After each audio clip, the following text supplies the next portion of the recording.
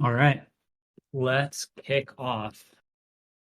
So I think it's a lighter day today, lighter week, but there are a few updates I'll walk through, and then we can do questions as usual and chat.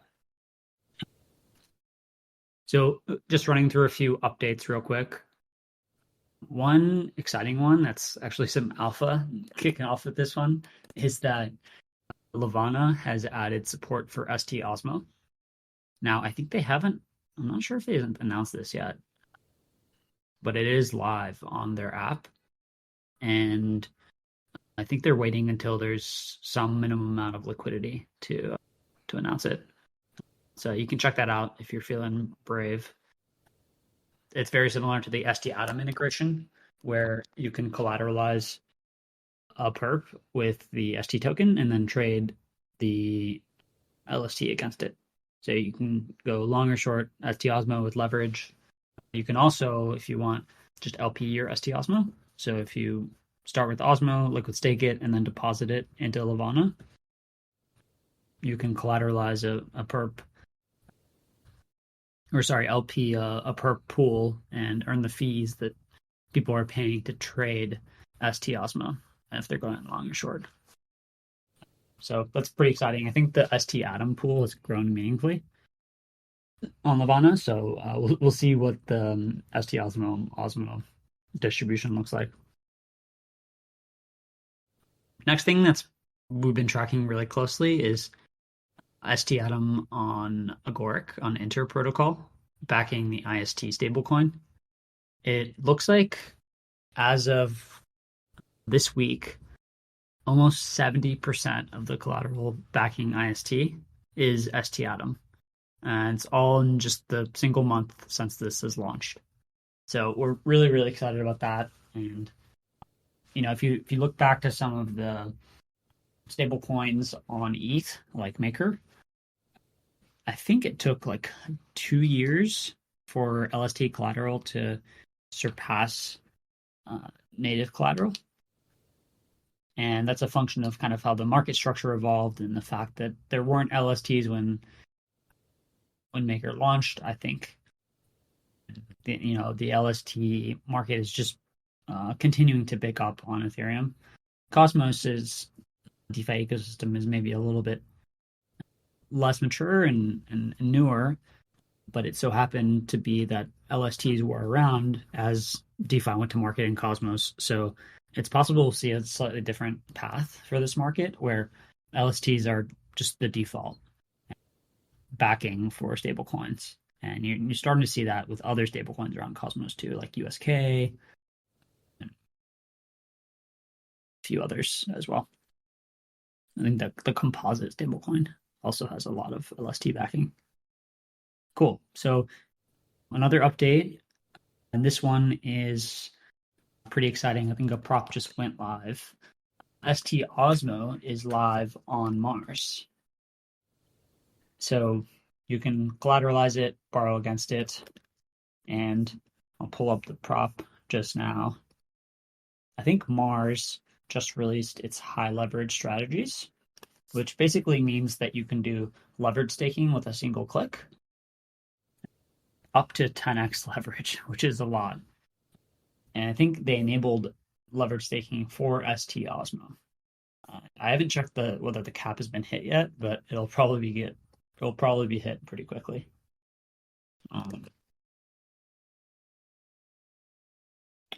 And the leverage staking is kind of like Aave's E mode. If you're familiar on Ethereum, basically they allow you to get a lot of leverage and have a really high loan to value ratio for LST tokens. All right, and then last one, I see someone asked a question about this as well. What's happening with ST-DYDX? What's the timeline? What's the airdrop? What's going on there? So a few updates. Stride is waiting for the DYDX team to add interchain accounts to their chain. Once that's added, we can go live. And it looks like it's gonna be pretty soon, but we don't have an exact date yet because it depends on their team to do an upgrade up to the chain. So Well, once that's live, Stride can go live. And what's the timeline? Probably like close to the end of the year, but it's not totally clear. It might be very early next year. They're very careful, high quality team, so they make sure that all the safety is taken care of. And then let's see, questions about the airdrop with STDYDX. I think Stride just announced an airdrop of 250,000 Stride. And this is a slightly different airdrop than other airdrops that Stride has done. Typically, Stride will snapshot stakers of a particular token and then airdrop to them after the fact. This one is different. So this one, how does it work? Users who liquid stake DYDX in the first 2 months with Stride receive an airdrop. So it's kind of an incentive program in a way for liquid staking and then using that liquid stake DYDX across Cosmos DeFi. The idea is to bring the DYDX community and the rest of Cosmos really close together, which I think will benefit the broader ecosystem because there's going to be a ton of liquidity flowing into DYDX. They have a huge presence on Ethereum, and it'll be good for Cosmos overall. Last question on DYDX, and then I'll turn it over to bring some people up, and we'll chat. How is STDYDX different than other liquid staking tokens? Well, the main difference is that DYDX chain pays its inflation in USDC. Or to be more specific, they don't actually have inflation. Instead, they take the fees that people pay when they trade on DYDX, and they just distribute those to DYDX stakers, which means that if you stake DYDX, you receive USDC, and that means that when Stride is staking DYDX, Stride receives USDC. And with most tokens, when Stride receives inflation, it will just compound that inflation back into a new stake position. With DYDX, you can't stake USDC, so you need to swap it into DYDX before you can compound and restake. So Stride has built a mechanism by which the USDC inflation can be taken, swapped back into DYDX, and staked on the chain in order to compound these rewards and make the STDYDX token appreciate relative to DYDX in the same way that all the other liquid staking tokens appreciate relative to their native tokens. And this is all permissionless, it's all on-chain, uses interchain accounts, and it uses packet forward middleware, it uses some swapping functionality on various dexes. It's a cool piece of technology, and it's shipping in the next few weeks ahead of the upgrade that DYDX is going to do to enable interchain accounts.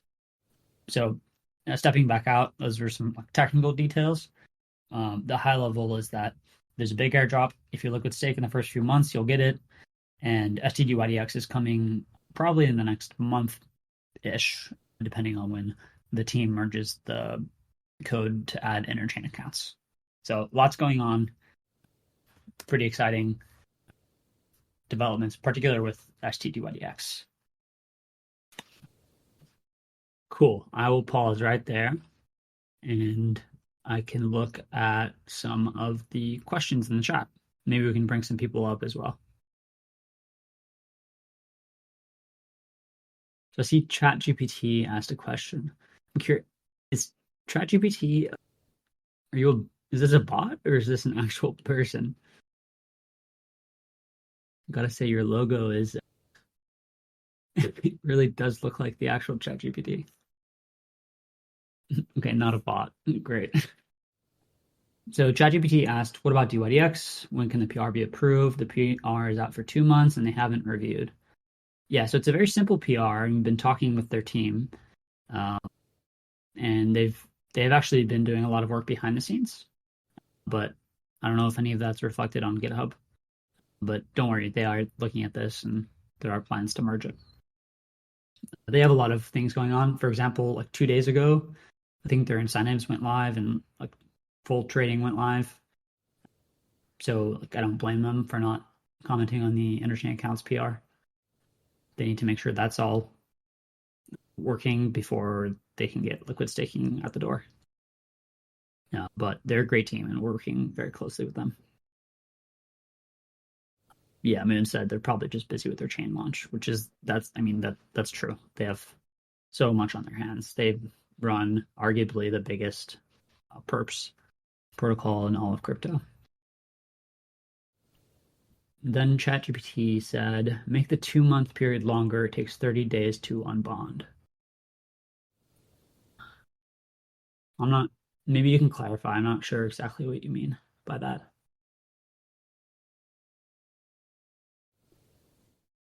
In the meantime, I'll take the next question about DYDX. I think Moons asked, will DYDX be providing any type of POL, protocol and liquidity? This is up in the air right now. They have a very unique legal structure where foundations very, very cautious, and all their validators are in a specific country where they have protection from that jurisdiction, and foundation is very separate from labs, so they're cautious about POL. But there will either be POL or there will be a lot of incentives to provide liquidity. So there, either way, there'll be a lot of STDYDX, DYDX liquidity.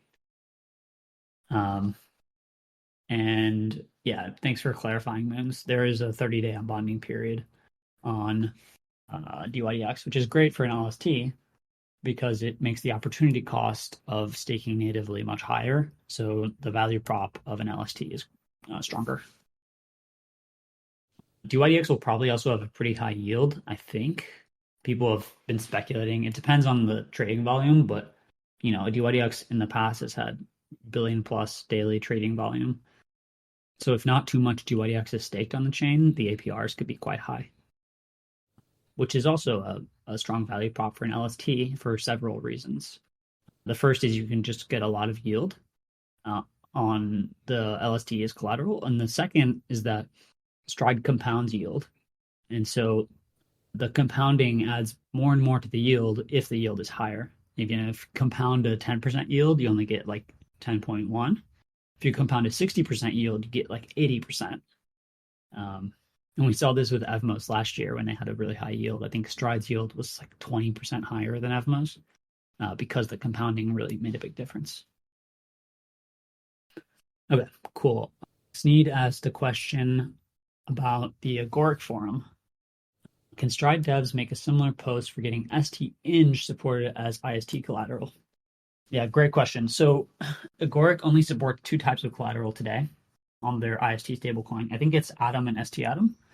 70% of the collateral is ST Atom. We're talking with them about adding ST Osmo. They're also, I think, curious about STDYDX and STTIA as collateral. We haven't talked with them about ST-ING. I think we'd probably need to build up a little bit more ST-ING liquidity on DEXs before we could do that. That's something that's being looked at right now. But we're all very excited about the injective ecosystem and ST-ING at Stride Labs. And I think there's also some excitement in the injective community about getting this listed, ST-ING listed on Levana. And there's also a money market on injective called Neptune, where ST-ING will probably be listed. This might be alpha as well. I'm not sure if it's been discussed before here. But we haven't discussed getting it listed as IST collateral yet. But it's up to the Enter protocol team. We'll see if they want to do that. I personally would be for it. In the past, they've had Gauntlet, the risk team, do very detailed analyses of the liquid staking tokens before accepting them as collateral. And I think they'd probably want to do the same thing with ST-ING. Okay, moving on.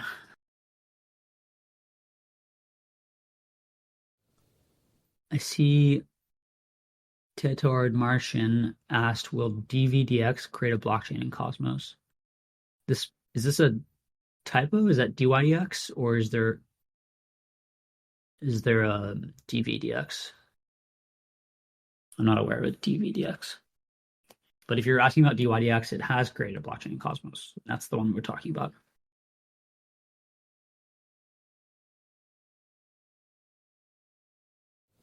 Okay.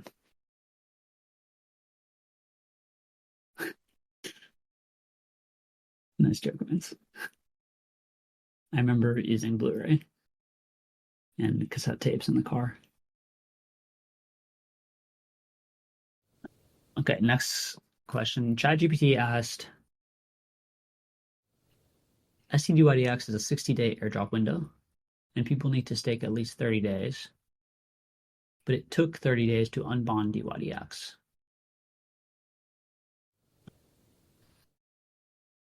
If people see your news a couple of days after the program starts, they're not going to unbond and use STDYDX because they can't get airdrop. That is a good point.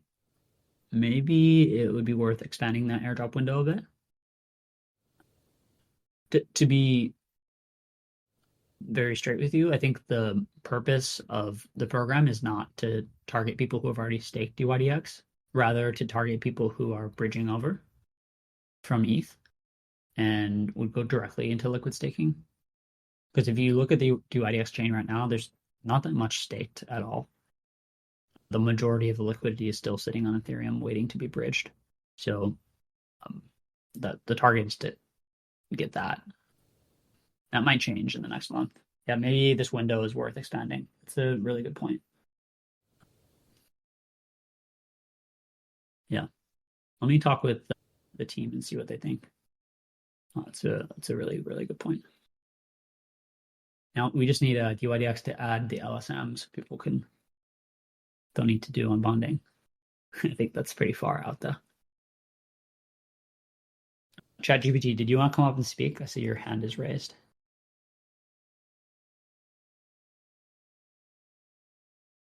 No. Okay. Yeah, I'll chat with the team and maybe next FireStride let you know what's going on with the window. This is a really good point. I'm glad you raised this. So does anyone want to come up and chat? Or any other questions about what's going on with Stride? There's a ton going on in Cosmos in general. I mean, the launch of CCTP through Noble is very, very exciting. I tried it yesterday and it was smooth as butter. Took a single minute. So I'm going to be tracking that closely. Watch a bunch of liquidity come into Cosmos. I think Bearchain is also getting closer to launch. Some of the Celestia rollups are making progress. Oh, okay, STTIA. Any updates on STTIA? No big updates on STTIA. Being worked on. It doesn't require any tech on our side, but basically the Celestia team is going back and forth internally about how they would like their LST to be designed, whether it's through interchain accounts or its own rollup on Celestia or some other approach. And I think pretty soon they'll put out some information about that, and Stride will continue the conversation with them. It's going to be a pretty big market, and I think it's important that Stride approach it in the right high quality way to build a solution that works well for them. So if that's, the way that Stride operates today, then great, very easy. We can launch day one and be live an hour after interchain accounts is enabled. And if it's not that approach, then we can build something custom. But we're very impressed with the Celestia team and would like to work with them closely on this to make sure that it fits all their specs and aligns well with all the rollups as well. Because there's a chance that the liquid staking token on Celestia would be used as a restaking token to secure various sequencers and oracles and bridges throughout the Celestia ecosystem to make sure that they're safe and reliable for their rollups. So in some ways, there are even more integration opportunities for STTIA than there are for other ST tokens. And so it's also just a large ecosystem. So we're doing everything we can to get that up and running.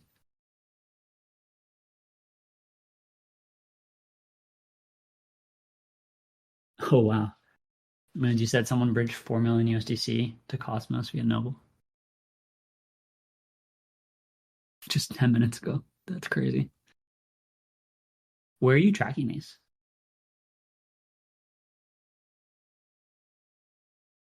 Doesn't look like mid-scan. USDC.range. Huh. That's awesome. Someone should set up an alerting bot that posts to Twitter whenever any whales bridge. Like anything that's 5 million plus. I'm sure there'll be a lot.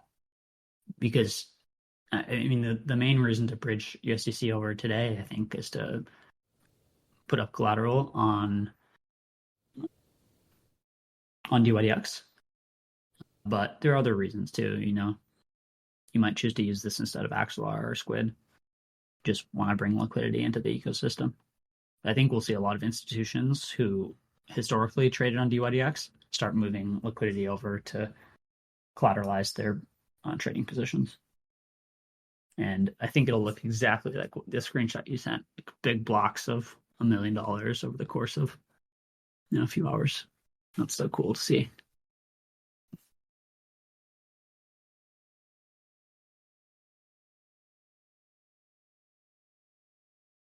I hope that USDC flows across the ecosystem and doesn't just stay on DYDX, but I think most of it will probably stay on DYDX for now.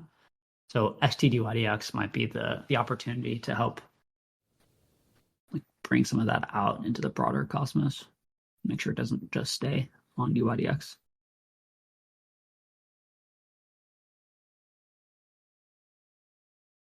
Yeah, so STTIA, STDYDX, Levana integration, new collateral on Agoric, Mars high leverage strategies with ST Osmo, and integrations for ST Injective. Those are kind of the big updates. Yeah, a lot going on at the end of the year. And then I think there'll be some new chains coming pretty soon too. Bearchain is getting quite close, I think. Penumbra is getting closer. Namada is getting close. Namada is pretty interesting. And a few others as well. There's been some interest to launch STBLD by Agoric and STAXL by Axelar. But, the timeline for those is kind of in the hands of the respective teams.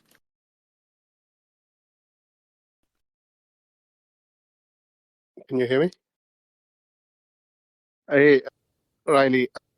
Sorry, I joined late, so maybe I missed it. But with Atom Prop 848 passing, the APR of Atom's gonna go down to I think 13, and then even lower. That gonna impact on our annual income. So my question is, should we probably look more into things like STINJ? So something crazy going on with that pool that I think Injective probably incentivized, but everyone pulled liquidity from there. So I think we probably should think in terms of more use cases, especially in the STINJ ecosystem. I think this is also something I was chatting to Sneed Pilled as well. So just your thoughts on. Yeah, totally. So just quick summary on 848. They called it the halvening, but it's not really a halvening. I think it's a cut of 30%. So inflation was previously close to 20, and now it's close to 13. So obviously, Stride earns revenue in Atom inflation. 7 or 60-ish% of Stride's TVL is Atom, and so a little bit less than 60% of Stride's revenue is Atom. So if you do the math out, losing 30% on 60% of your revenue is like losing 15 to 20% of your overall, which is obviously painful to see from Stride. But, and a lot of people have pointed this out on the forums, the flip side of lowering the inflation is actually pretty exciting.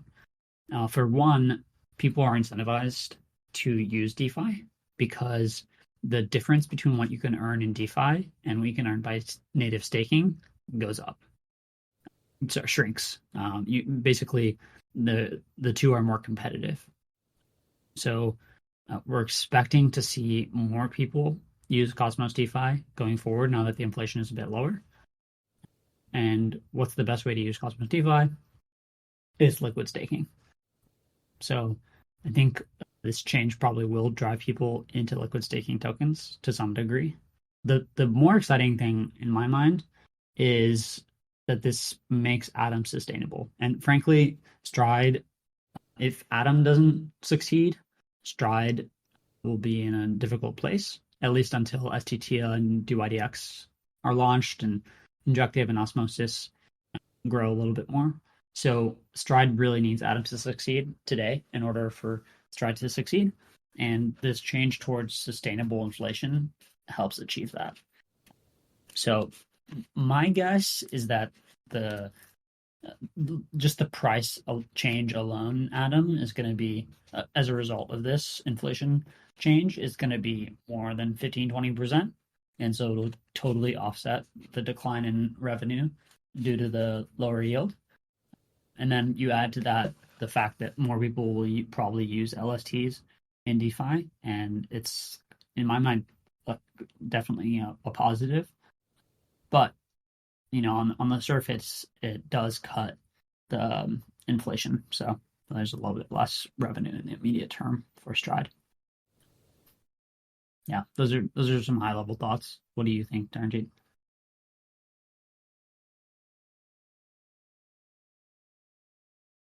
Yes, you agree. Yeah. I think people have mixed opinions on this. Yeah, there have been some charts and some analysis on Twitter about, is Atom overpaying for its security? Does it need to have 66% bonded ratio, which I think is what it currently has? And is the high inflation driving some investors away because they think that it's there's bad messaging and there's dilution? Yeah, okay, and then Injective. So I think we talked about this last time, the time before. Basically, Injective Foundation was providing liquidity on the Astroport Injective pool, and they pulled some of that liquidity because they're doing like a shuffle of their foundation. And we're talking with them to see if they'll put it back. I think part of it was the fact that Injective Ledger wasn't supported on Stride, and we're working with them to get that added back. It turns out they need a chain upgrade in order to support Ledger. So Injective is doing a chain upgrade to add that. And then once their chain is upgraded, we can support Ledger, and hopefully at that point they'll add the liquidity back. But it's a developing situation.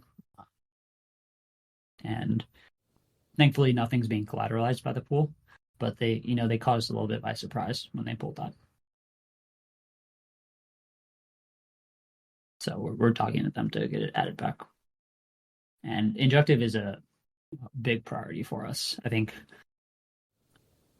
it's a very exciting ecosystem, and there aren't a ton of use cases today. Like there aren't that many dApps that are live and can be used on chain today.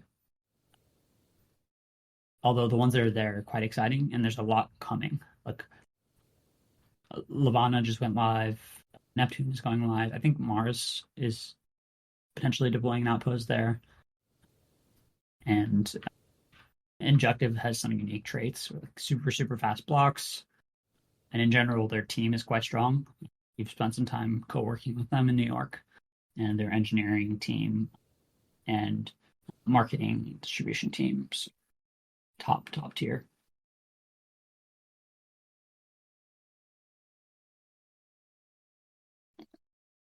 I see Moon's typing. Let's take one last question here, or I guess two last questions, and then let's wrap it up for the day. Seems like Stride has slowed down onboarding new LSTs, and it seems like there's a lot of interest from chains to integrate with Stride. Have there been any thoughts about asking or requiring new chains, especially ones without a DeFi use case, to provide PLL? Great question.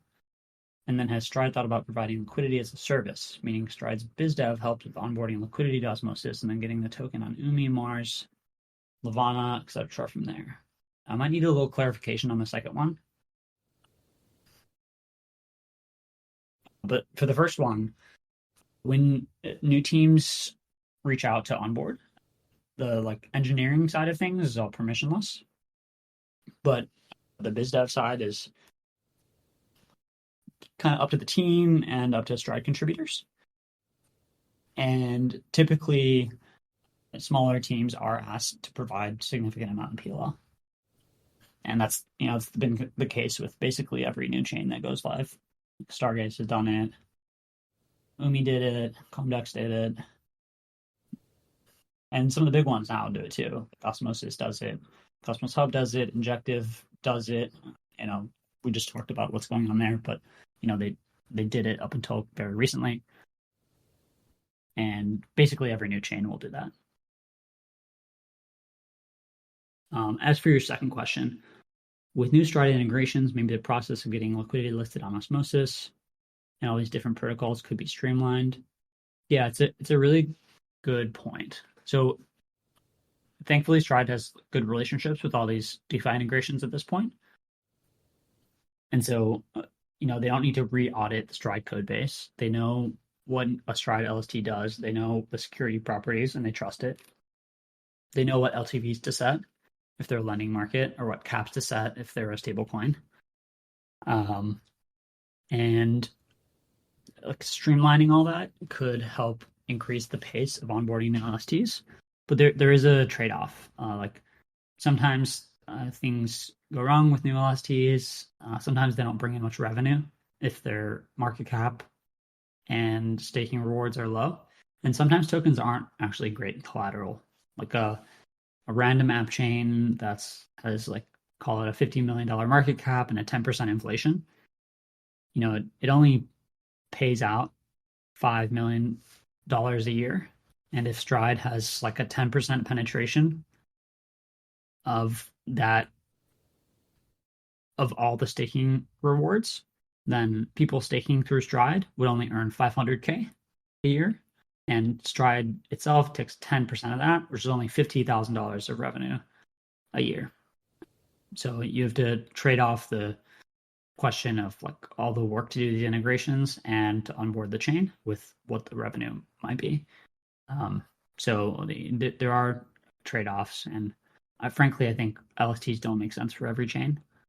But it is permissionless today, so everyone can list if they want to. It's just a question of is it worth going through all the hurdles and gov props and complication, like adding oracles and incentives and negotiating PLL to get the LST live for some of the smaller chains. So as of today, we mostly just prioritize the big ones and the ones that make sense as collateral. And there's a power law in all of finance, but particularly in crypto, where the tokens are competing for moneyness, and money has really, really strong network effects. So the big tokens tend to be large and get even bigger, and the small ones typically stay small. So sometimes it makes sense to focus on a few big bets, which is what Stride's doing with Celestia, DYDX, Atom, Osmo, Injective, and a few others. And there is support for some of these smaller chains like SOM, Comdex, Umi, but relatively less time is spent in doing business development there. And the teams for those particular tokens can do it themselves, and Stride helps out, but the risk reward just isn't, or the reward relative to the time spent just isn't quite as attractive. This is actually a great place if people in the community want to plug in. Like anyone who's listening who wants to make a strong contribution to Stride, doing gov props to increase the caps on these integrations for some of these smaller tokens that get a little bit less attention is a really, really incredible place to plug in. And if anyone's interested in doing that, you can DM me on Telegram or on Discord, and we can discuss what that might look like. And it makes a big difference to those chains, I think. Cool. Well, thanks for joining, everyone. This is fun. And we'll chat next Thursday. And we might have some Twitter spaces early this week too. But great questions. I'll get some updates next week on Injective, on TIA, on DYDX, and we'll chat more. Cool. Cheers, guys. Talk soon. Later.